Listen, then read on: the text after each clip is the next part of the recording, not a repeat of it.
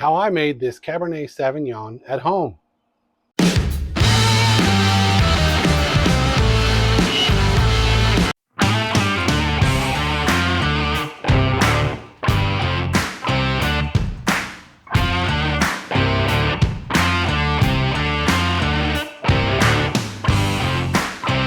Today we're making Cabernet Sauvignon. And at the end of the video, I'll share with you how I made not your mama's meatloaf on the pellet smoker. Some of the ingredients we're going to be using, we have nature blessed red grape Cabernet Sauvignon juice concentrate. That is, they use actual Cabernet Sauvignon grapes, and we'll be adding 1 bottle of this, 1 quart, and 96 ounces of purified drinking water. So we're going to use a 1 gallon fermenter, and everything that you see here has been sanitized in Star San. It is a food grade sanitizer, and right off camera here I have a tub with water and the prescribed amount of Star San in there, and I just soaked everything in there for 3 to 4 minutes, including my hands, all of my tools, the fermenter, the pitcher. Everything's been sanitized. Not this, of course. That has been sanitized when it was bottled. Again, I don't think I mentioned this is from Coloma Frozen. You can also get it on Amazon, but that is a really good concentrate. So let's get started.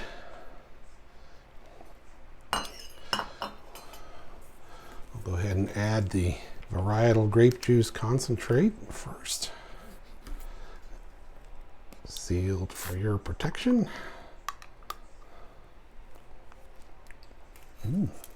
Tastes like grape jelly. Wow, that's thick.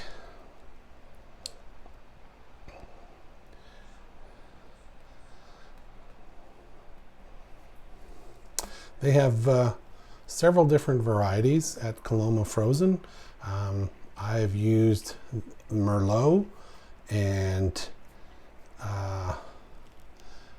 what else have I used?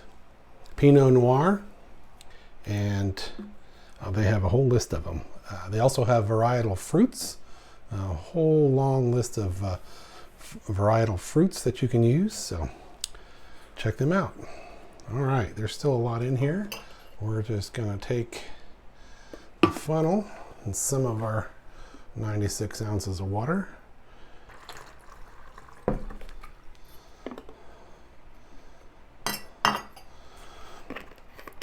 Put the lid on and give it a good shake. Always think of the Outcast song. I won't sing it because you don't want to hear me sing, but we want to get all of the juice out of there. We paid for it, we may as well use it, right?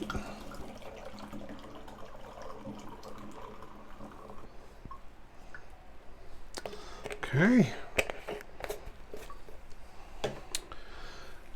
Then we're going to add some of our water, some more of our water. I'm going to clean off that funnel a little bit. I'm going to fill it about halfway, and then we'll give it a shake, get it all mixed up real good, just to make sure. It's a little easier to shake it up if it's half full. Take our sanitized bung, and we'll just give it a shake. Shaking it not only mixes it up, but it also oxygenates the must. Yeast needs oxygen to build the colony and create the alcohol that we're going for. So in the beginning of the fermentation process, you want to have alcohol. So all those bubbles in there, that's not alcohol, oxygen. You want to have those bubbles, that's good. So some of the other ingredients that we're going to add. And we'll go ahead and fill it all the way up.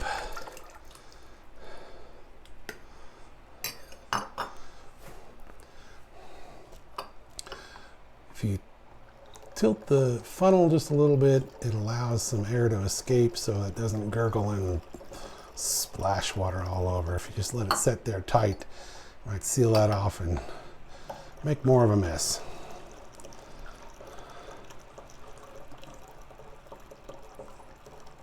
I'm going to save a little bit of that water because we need it for some other ingredients. Leave that in there for now.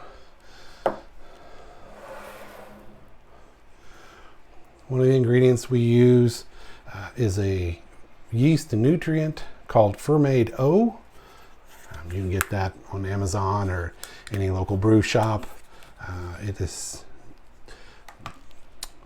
The yeast likes to have some nutrients, and sugar alone isn't always enough to really have the yeast, help the yeast do their job. So I like to add 5 grams or 1 teaspoon of Fermade O.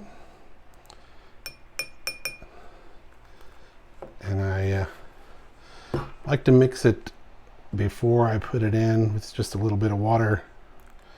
It tends to clump up if you don't pre-mix it. So I just add a little water, give it a stir. Don't worry if you notice a strange smell. It does have a bit of a strange smell. That's the nutrients.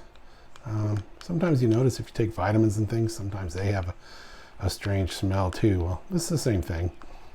It's just a nutrient for the yeast. Try and get as many of the clumps broken up as you can. Just helps the yeast so they can get to it easier, don't stress quite so much. Okay.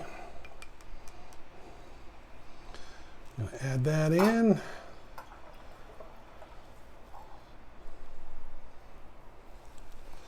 Set that aside.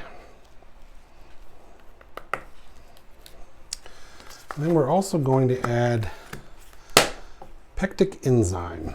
I'm using North Mountain pectic enzyme, and it says 1/2 teaspoon per gallon. This just helps break down the pectins. It's not quite as important when you're using juice concentrate. I like to use it more often when I'm using actual grapes or fruit. Fruit has pectins in it, and this just helps release those pectins, and that's added sugars for the yeast. It also helps, I think, a little bit in clarification. Clarifying helps it clear out a little faster. That's my thought anyway. So I go ahead and add a 1/2 teaspoon of pectic enzyme. And then, because we're using juice concentrate instead of actual grapes, we're not going to get all of the tannins that come from the grape skins and the stems and the seeds and everything that during a normal winemaking or commercial winemaking, they use all of that, and that helps add tannins, which is that mouth feel that you get, kind of like when you drink a glass of tea. You get that kind of astringent mouth feel. That's tannin. You could do the same thing with actual black tea. You could steep 1 tea bag of black tea and then add that to it. That would give you the same effect. I like to use the wine tannin powder. It's just easier. So we'll put a 1/2 teaspoon of wine tannin. I'm gonna put that right in there.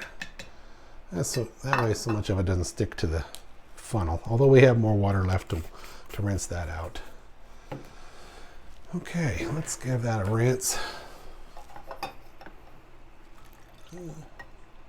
There's still some pectic enzyme in there. You want to be careful not to overfill your fermenter. If you get too high, then if you have an active fermentation, you could have a volcano. But this is a 1 gallon fermenter. I have 1 gallon, 96 ounces of water, and 1 quart of the juice, which is 1 gallon. So we should be okay. I'm gonna add the rest of our water in there. I'm gonna stop there. We're just a couple of ounces shy, but I don't want to have a volcano. All right, got everything out of there. Let's give it another shake just to get that all mixed up.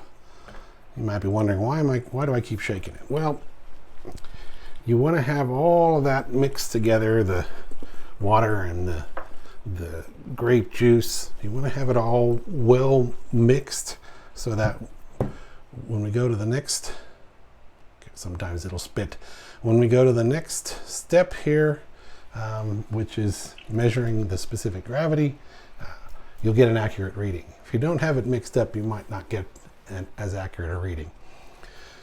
What is specific gravity? That is a measurement of the consistency or the how much sugar is in the brew. The specific gravity of water, which has no sugar in it, is 1.0. This juice concentrate, I'm guessing has about 1.050 specific gravity. We measure the specific gravity at the beginning of our fermentation, and then we measure it again when we think that fermentation is done, and we measure the difference, and then we can let it set another 3 to 7 days, and if it hasn't changed in that time, then we know that it's finished. But we'll get to that later. But we need to get a starting specific gravity or an original gravity.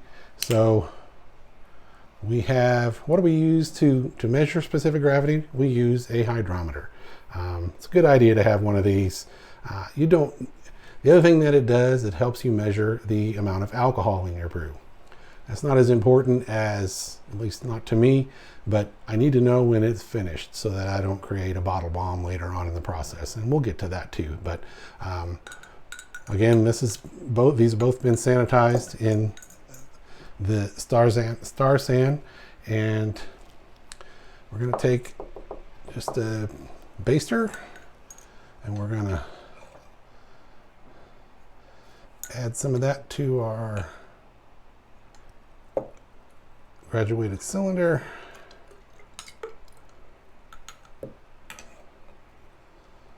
And what will happen is the hydrometer will begin to float, and it's got markings on there, and it'll tell us what the specific gravity of this must is.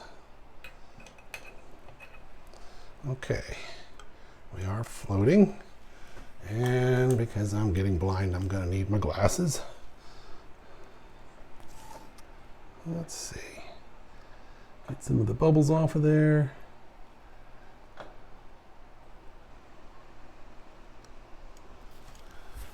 Oh, there it is. We are sitting at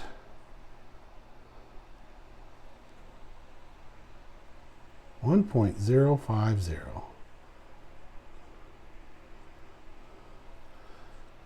Okay. Just about what I expected. So we can put this back into our fermenter because this has all been sanitized. If you don't sanitize this, then you don't want to put that back in there because you could just contaminate the brew and create problems. So we're just going to pour that back in very carefully.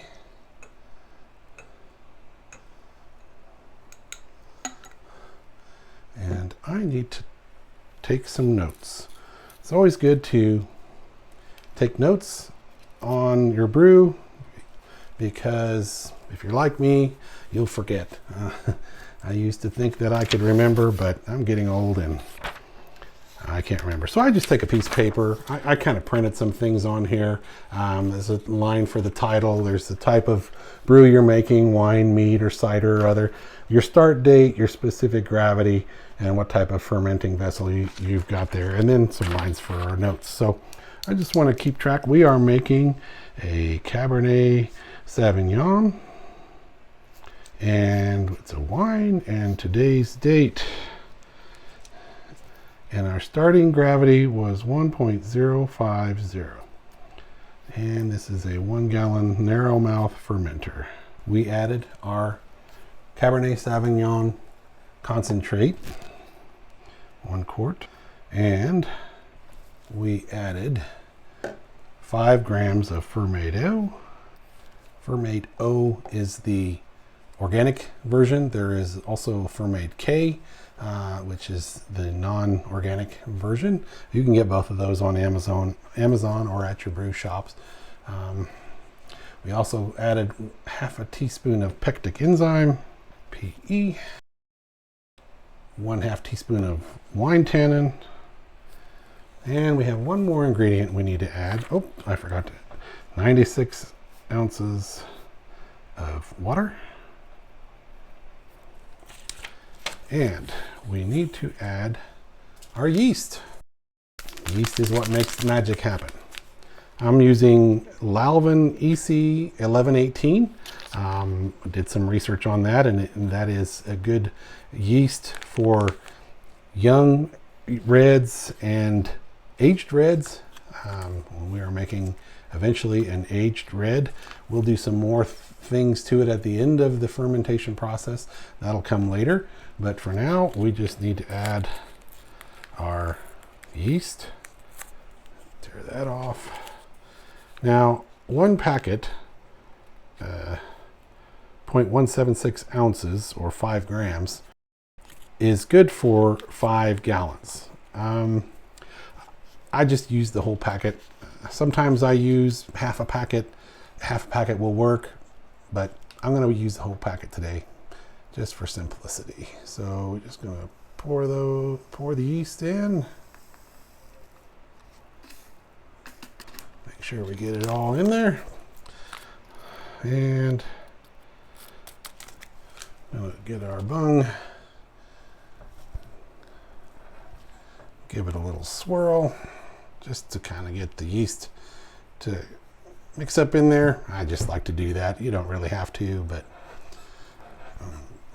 we're done putting things in for now, so we make sure our bung is in there nice and tight. And then you need one more thing. You need an airlock.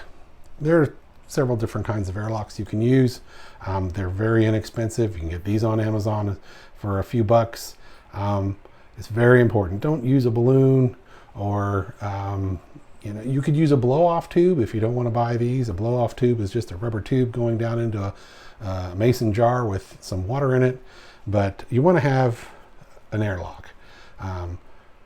When yeast ferments sugars, it creates carbon dioxide, and carbon dioxide can build up. If you have it sealed off, you could have an explosion. The other thing is fruit flies and bugs and whatever can get into your brew. So you want to have an airlock. You fill it with some sort of, don't just fill it with water, because flies have been known to swim through that, and bugs. I just use the Star San, the same solution that I sanitize my tools in. There is a mark on there telling you how full to put it, and I got it a little, there we go. And you have a little cap with some holes in it that allows the carbon dioxide to escape. It keeps the oxygen and bugs and other things from getting in. Oxygen, like I said, is good at the beginning of your fermentation, but once alcohol is present, you do not want to have oxygen in your brew. it will spoil your brew. It could create vinegar. Unless you're wanting to make vinegar, you don't want to do that. Could oxidize the brew and give it some off flavors, kind of like a sherry type of flavor. And sometimes when your bung gets wet or it's not exactly the right size, it doesn't want to stay in there. So we need to help it along with a little stretchy, rubbery band. Just slip it over the one side and bring it around and hook it on the handle on the other side. That'll hold it in there. All right, well, that's it for now. Now we need to give it time for the yeast to do its thing. It will take probably a week or two. I tend to get brews to ferment in about a week here. It kind of depends on how warm your fermenting area is. It's about 72, 74 degrees in my house. A little warmer. Some yeasts behave better in cooler temperatures or warmer temperatures. EC 1118 tends to, I think, like it a little warmer. So this could finish in about a week. We'll check it and let you know. It's been 8 days since we started the Cabernet Sauvignon, and I discovered a little mistake that I made in my calculations. When we started this, we put the 1 quart of the Cabernet Sauvignon juice from concentrate that we got from Coloma Frozen Foods, and we added our water. We didn't add any sugar. Our starting gravity was 1.050, which would bring the ABV, the alcohol by volume, to only about 6.75%. That's pretty good for a cider, but not for a wine. So what we're going to do, we're going to fix that. There's still, the yeast haven't finished. There's still viable yeast in there. So we're going to add some sugar. We got our scale here, and we're going to put another pound of sugar in there, and that will add 0.046 points of gravity to it. And so if we take our 1.050 plus the 0.046, that would bring our starting gravity up to 1.096. If we ferment that out to dry, or 1.000, we would come up with 0.096 points of gravity times our coefficient of 135. That would give us about 12.9% alcohol. That's a little closer to what we're shooting for.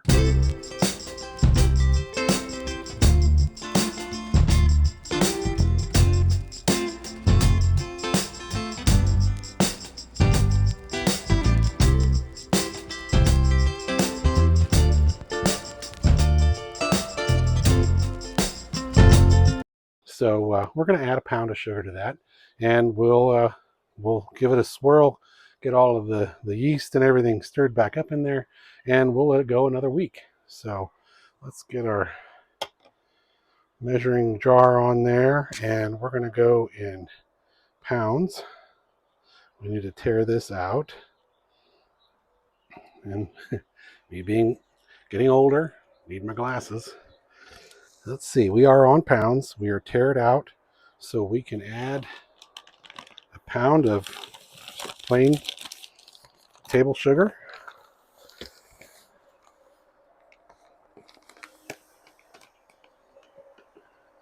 1 pound or 16 ounces is what we're shooting for here.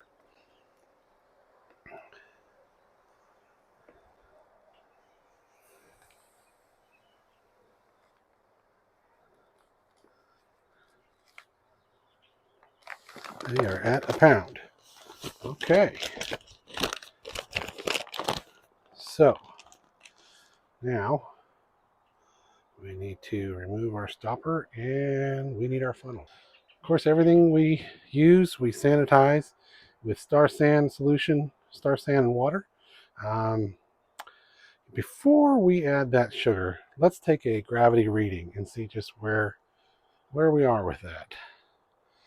So take our cylinder and our hydrometer, and we'll just take a sample.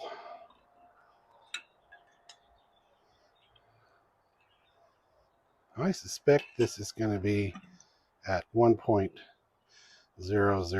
or below. You noticed I kind of added some little bubbles there. We don't want to do that. We want to try not to oxygenate our brew. So we want to get this floating. Still not floating, which means it's pretty dry. All right, now we're floating. So, wow, that is like as dry as I've ever seen it. We are at 0.99. Oh, come on, stop spinning on me. 0.992. Okay, so it's not quite as dry as I've ever seen it, but it is done fermenting. It has fermented all of the sugars out of there. So we're ready to add more and get this ABV up a little higher. So because we sanitize this, we can pour this back in very carefully so as not to oxygenate. Try not to cause any bubbles or splashing. Trying to get it to run down the side of the fermenter. And there's still a lot of carbon dioxide in there, a lot of gas in there. I didn't stir it or swirl it to get some, to degas it, so not too worried about that. Remember, carbon dioxide is heavier than oxygen, so it will push the oxygen out of there. All right, so I've you're learning all the things not to do. Can you guess what it is? A wet funnel, dry sugar. We're going to have some stickage here. We're going to just try and air dry it a little bit. If we have a little extra sugar left on there, I don't think that's going to be too big of a deal. If I'd have been thinking, I'd have left some of the wine in there and I could have rinsed it out. That's okay. We'll get through it. You know, that's the thing about home brewing. You learn from your mistakes. And I make a lot of mistakes. So, yeah, it's wet, but that's all right. We'll get through it here. Okay, we're just going to pour. Try and get as close to the center. Maybe I won't have as much sticking to the side of the funnel here. This is what you call a step feed. Sometimes people will do that on purpose to bring the alcohol volume, alcohol by volume up. Yeah, we're going to have some foamage here. We may have to put this back on, put a blow off tube back on there. We had to do that the first time. We had quite a bit of activity there. But all right, we've only lost a few grains there. Not a problem. So there's still, as I said, there should still be a lot of yeast, active yeast in there. We just want to give it a swirl, get everything up off of the bottom, get all those yeast activated in there, gets rid of some of the gas as well, get rid of some of that carbon dioxide. You can see that airlock going at it already. A lot of gas escaping from there, so we just want to make sure we get that all of that sugar. In fact, I'm going to take the airlock off, set that aside for now. Let's put it here. We want to make sure we get all that sugar dissolved. It will, the yeast will get to it, it will consume it. So this is not ideal, of course. We probably should have Added all of the add the sugar at the beginning.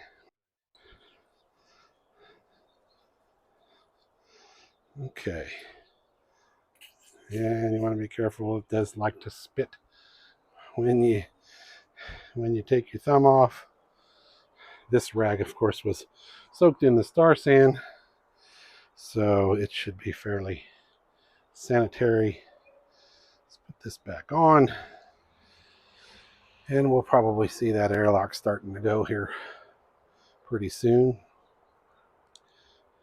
Now I'll watch this, and if in a day or two, or even probably just a day, if I don't start to see some activity, some fermentation going there, I might add some more yeast. What did we use? We used, I didn't write it down. What yeast did we use? I believe we used Lalvin EC 1118, if I remember right.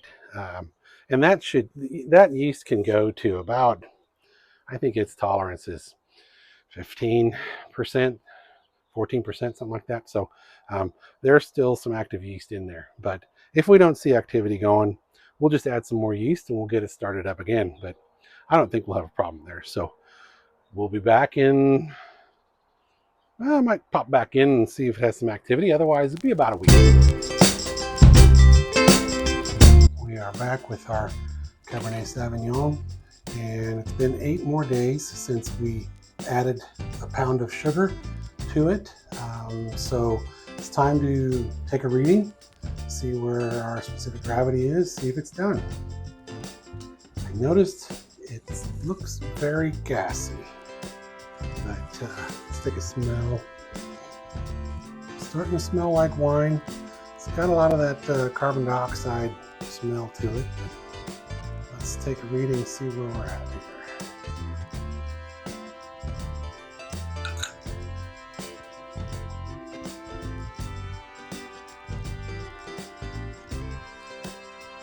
Very cloudy. That's okay.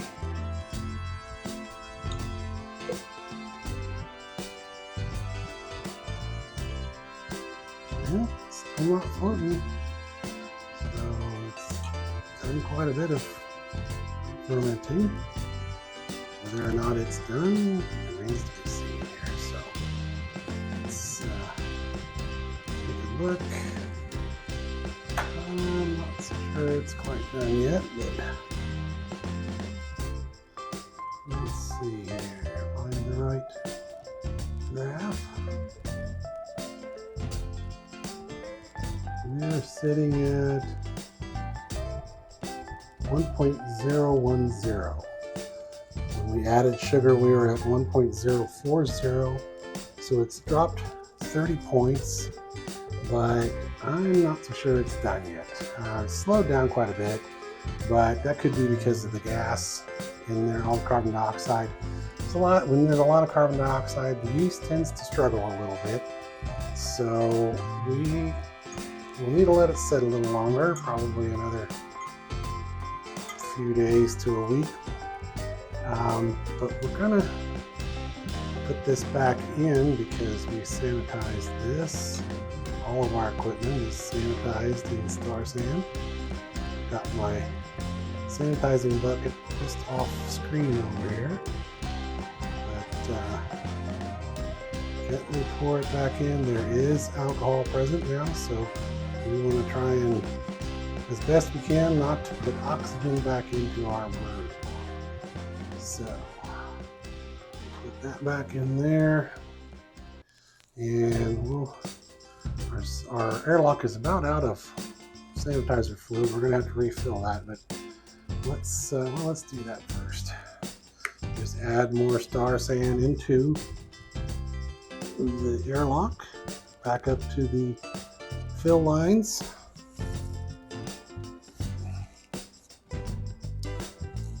And just clean the cap off a little bit. It's got a bit of wine on top, which isn't a problem. I just a little bit OCD about that. So then we're going to put the airlock back on, and we're just going to give it a good swirl. Be gentle, so as not to introduce too much oxygen into the broom, but as I said, there's a lot of carbon dioxide in there. It's going to force that oxygen out. So I'm going to grab a hold of it, just hold on to the airlock a little bit, and we're going to give it a swirl. And you can see that airlock going nuts already. That's pushing all of that carbon dioxide out of there. I don't know if you can see it on camera, but it's bubbling like crazy. There's a lot of carbon dioxide in there. So we're just going to swirl this for a little while and try and get as much of that carbon dioxide out of there.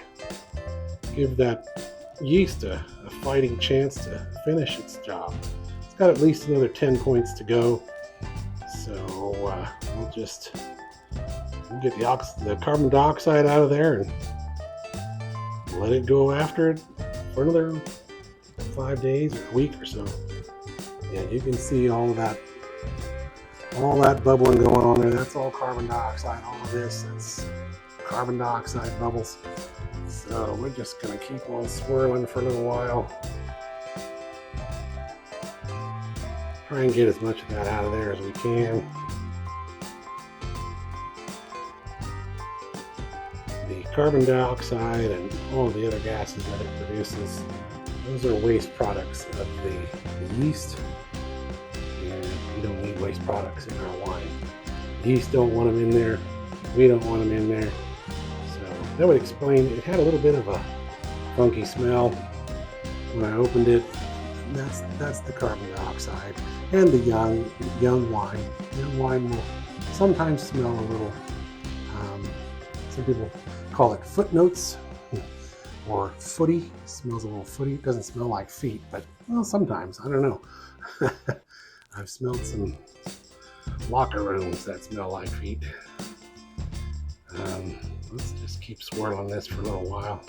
It's already kind of let up somewhat, but there's still a lot in there. Just want to try and get some more of that out.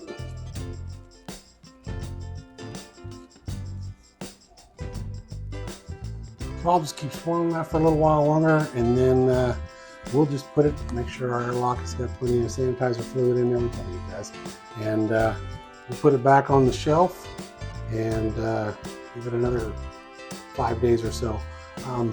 Something I didn't mention is you want to try and store your fermentations, your wine, in kind of a dark place. You don't want to expose them to direct sunlight.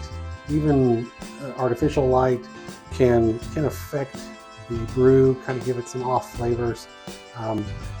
If you don't have a dark room, you can even take, a cloth, preferably a dark one, but a towel or something. Just kind of drape it around it to help block out some of that light. I've seen people they had their grandma knit them a little sweater to go over it.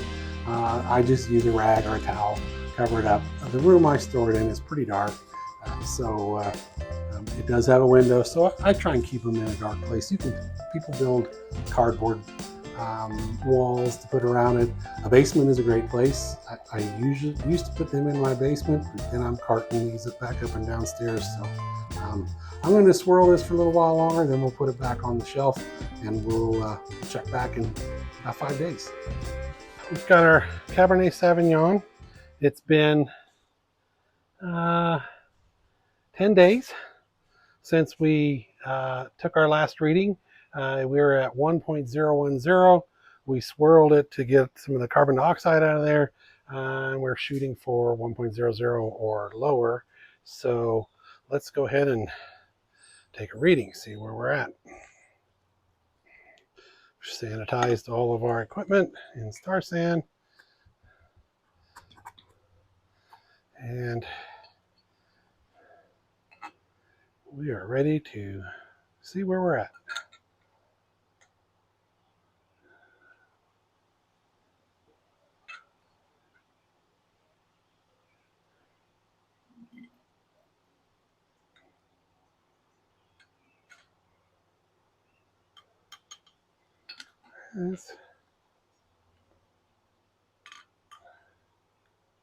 Okay.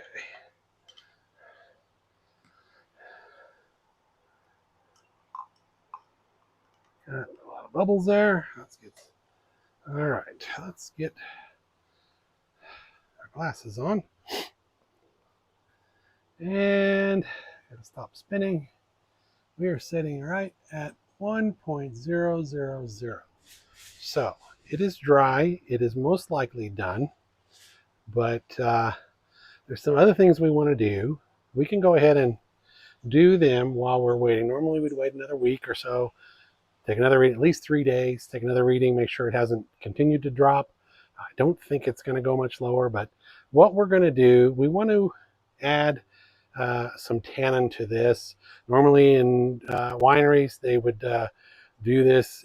They would put their wine in oak barrels to age them, and that would give it a lot of that the tannin, additional tannins, and the kind of the vanilla flavors and some of the other flavors that go with come out of the wood. We're going to imitate that with an oak stave. It's from actual oak barrels, and so we're going to need to rack it to a wide mouth fermenter before we can add our oak to it. So we can take our measured amount here and pour it into our wide mouth fermenter, very gently, of course. We are probably at about 11% alcohol. It's going to be hard to oxidize at that level, but it's still possible, so we still want to be as careful as possible not to introduce oxygen to our brew. So we're being very careful when we pour those in. And then we need to put that on just to be safe because we are outside. Let's see, we have our racking cane, our auto siphon, and we have our tubing. So we're blowing away. I just realized I'm going to need something to elevate this. When you siphon, when you rack from one vessel to another, the vessel with the wine in it needs to be higher than the receiving vessel. So I need to get a bucket or something to set this on so that we can get that siphon going. Just happen to have a tub of pellets for my smoker since we are in our outdoor kitchen. We can use that as our elevated platform. With this wind, I'm going to want to be very careful. So let's get our tubing installed on our auto siphon and get our wine to an elevated purchase. And we are going to rack. And when you do this, you want to put the open end of the tubing down into your receiving vessel and the other end up in your wine, your fermenter. And you want to go, notice I have the cap on the end of our auto siphon, try and reduce the amount of lees we are sucking up into our fermenter. It's okay if we get some in there because this is not the final stage. We're in kind of a secondary fermentation process. You want to go about halfway down with your auto siphon and just give it a few pumps to get it going. Once that siphon starts, you can see it flowing. You can just kind of slide that down close to the bottom. Just kind of hang on to it since we've got the wind blowing. The oak stave that we're using, it is French oak medium toast. Got that from Amazon. There are a lot of places you can get it. There are different varieties of things you can get. You can get pieces, I guess shredded oak. You can get staves. They make spiral wood staves. They're cut in spirals to help increase the surface area. I like to use these French oak staves. I put it in a vessel with water and I put it in boiling water for about 2 or 3 minutes to sanitize it and also to kind of release some of the, open up the pores of the wood. Mostly to sanitize it, but just get that boiling and drop it in there and let it sit for 5, 10, 15 minutes, something like that. It's been going about 15 minutes. So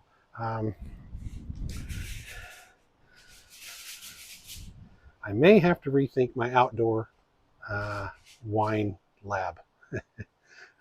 I do my smoking on my other the other videos on this channel, smoking on the pellet smoker, and so it's just kind of easy to have it out here, but you know, you have the elements to contend with, so it adds a little level of difficulty, but that's okay.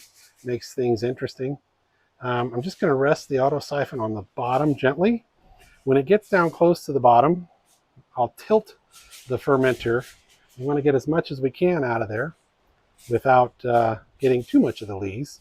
This is still pretty cloudy. I'm thinking there's still a lot of this up in suspension.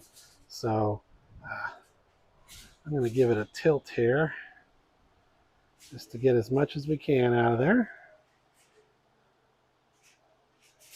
It is still going. If I lift it, it might go a little faster. The higher you go, the faster the siphon.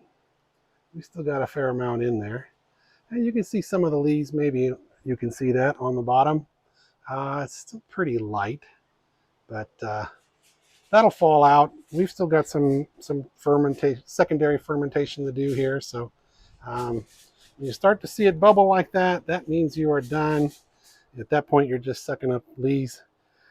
You lose a little, that's okay. There is a cost to everything. So we lose a little bit in the bottom, but we don't want that lees in our brew. So it's an acceptable loss.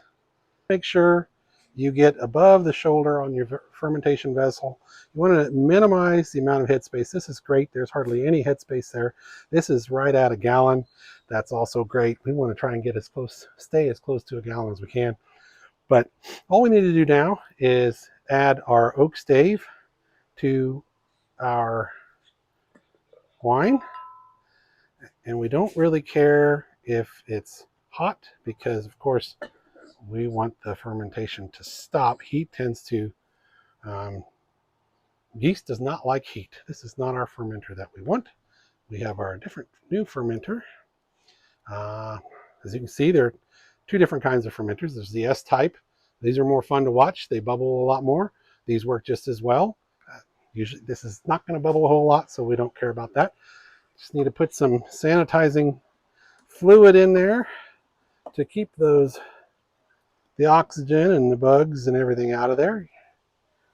Fill it about half full. Drop the other component on there. Snap your lid on and insert it into the grommet, making sure not to push the grommet all the way through. I like to leave the oak stave on there at least a couple of weeks. The longer you leave it, the oakier it gets. This is a Cabernet Sauvignon. I'd like to have a pretty good oak texture to it, so we'll probably leave it in there 2 to 3 weeks. So we'll check back in a week. As I mentioned earlier, check out this video on making not your mama's meatloaf. Oh boy. Does that look nice or what? That is not your mama's meatloaf. Let's cut into this.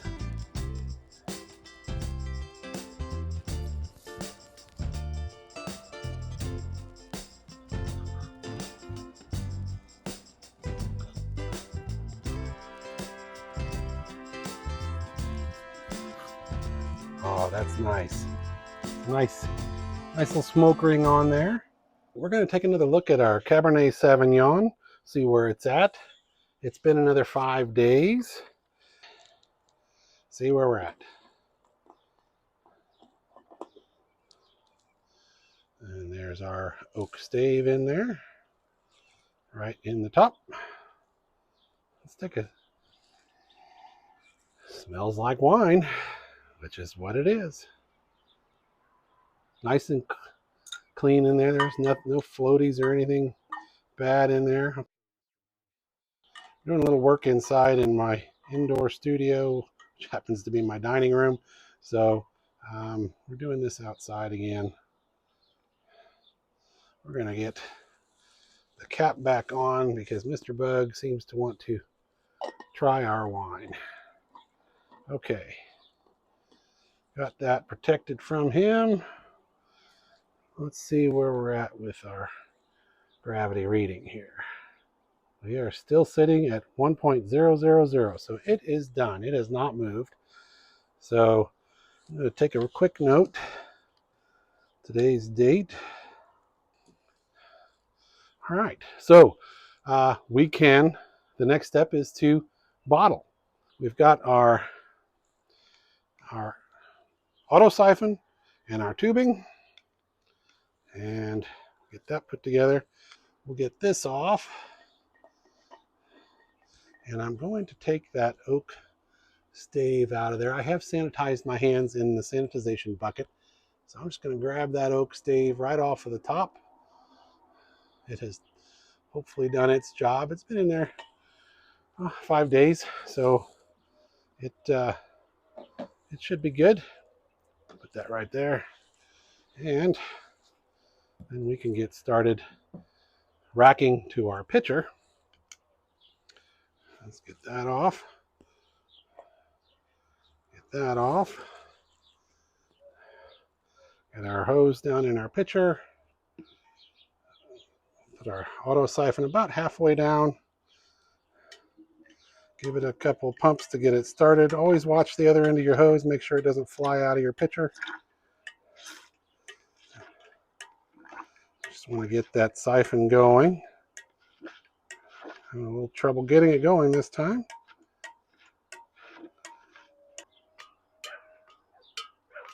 I suspect our auto siphon isn't... Nope, I thought we had it there. Well, maybe it's going. Get that in there. Set this down so it doesn't fall down.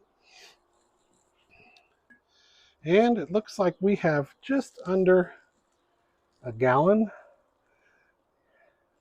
So, yep, we'll probably just be a little bit short of 5 750 milliliter bottles. So that's okay. That's why we brought out the swing top.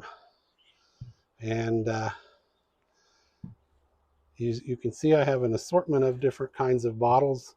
I got these. I got quite a deal actually on these.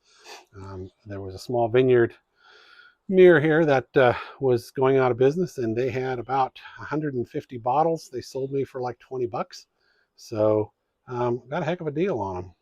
So we got our auto siphon. Hopefully it'll work a little better this time.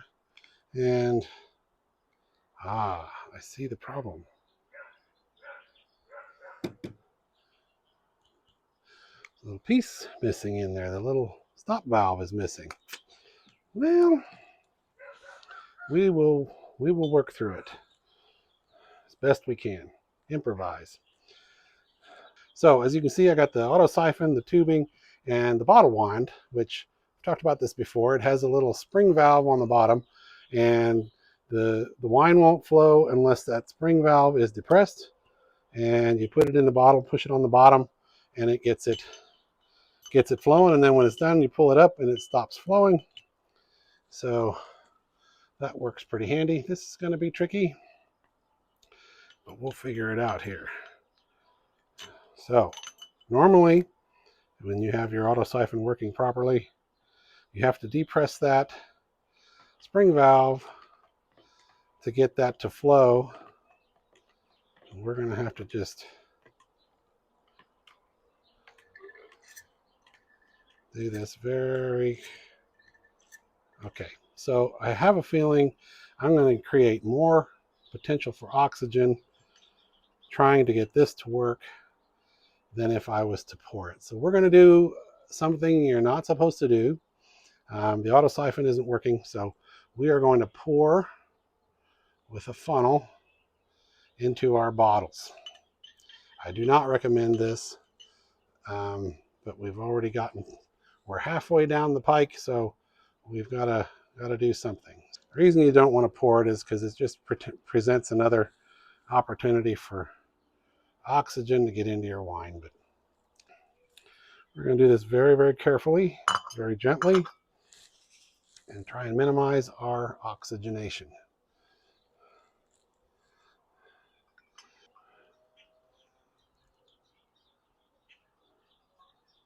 Kind of have to commit to the pour, or we'll have half of it on the table. You know, in the old days, this is how they did it. Before they had such a thing, before they figured out siphoning, this is how they did it. So again, I don't recommend it, but we're kind of stuck here, so we just do it.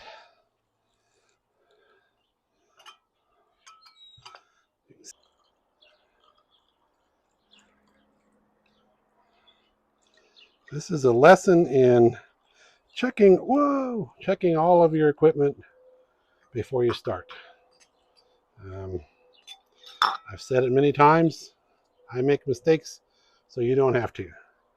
I do that for you. You want to get your wine filled up to just above into the neck.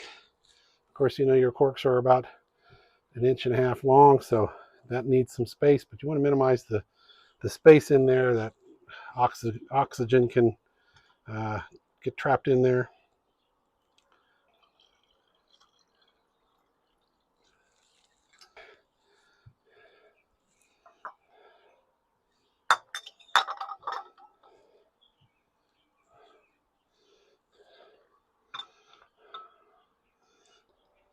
Okay, we may not have any for that 16-ounce bottle.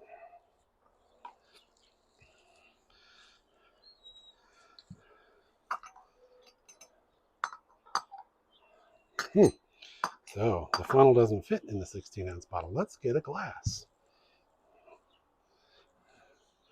I'll be right back. Improvising again. I got a smaller funnel that fits in our 16-ounce bottle.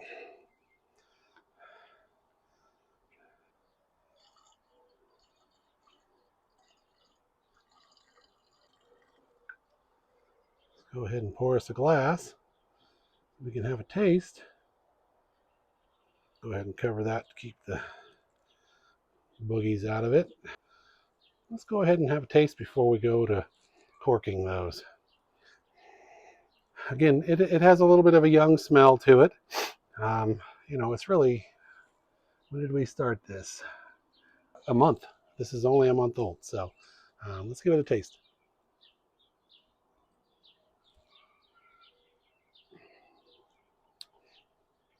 That's very good. It's got that alcohol bite to it. It hasn't refined itself yet. It's going to need some time sitting. Probably let it sit. 6 months. We'll set a couple bottles back and test one at a year. I like to have a 1 year testing. Sometimes I can make it as far as 2 years. Sometimes I drink them, but let's go get our corker and our corks, and we'll be right back. Okay, we've got our corker. It is a tall little boy. I'm probably out of the shot, but it's okay. I've got my corks. These are actual cork. They are not synthetic. I soaked them in the Star San had them soaking in there for about 10 minutes or so. Hydrate them, sanitize them. So now we are ready to get to corking. Corking is very simple. Just take the bottle, depress your base. It pushes it up into the corker. Take your cork, drop it in the top, and you just push down. Takes a little force, and boom, you have a corked bottle.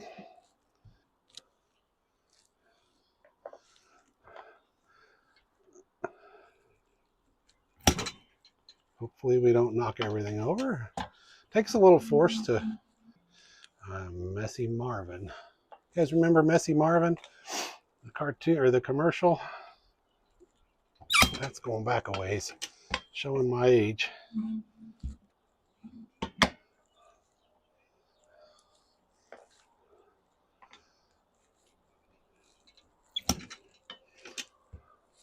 And there you have it. This corker, I bought that on Facebook Marketplace for, again, $20, and heck of a deal. You can find a lot of your equipment on, used in good condition marketplace, Craigslist, whatever. A lot of people get started and find it's not what they want to do, and they sell their equipment. And like I said, I got the bottles from a winery going out of business. Got a steal on those. The corker was 20 bucks. So if you're on a budget, you can find things relatively inexpensive. They're always selling them used. So before we put these on the wine rack, we are going to put them in our bottle bunker for a couple of weeks, just to make sure that they don't blow cork or blow the bottle, create a bottle bomb. We were mostly certain that it was done fermenting, but there's always that slim chance. So we always put it into the bottle bunker for a couple of weeks just to make sure, and then we put it into our wine rack. So I'll also get labels on there. A lot of people just use masking tape. That works great. I'm kind of a computer guy, so I print labels, and it's just that little extra touch makes them look nice. But we'll get labels put on those. Probably have another video on that someday. So we'll get these into the bottle bunker and make sure they don't explode. There you have it, 4 full 750 milliliter bottles, and about 8, 10, 12 ounces probably. We'll put that in the fridge and we'll drink that probably maybe tonight. But there you have it. That's the Cabernet Sauvignon. Remember to check out that video on Not Your Mama's Meatloaf. And I'll share this with my kid's mama, so enjoy this. As always, thanks for tuning in to Smoking and Drinking, and Prost!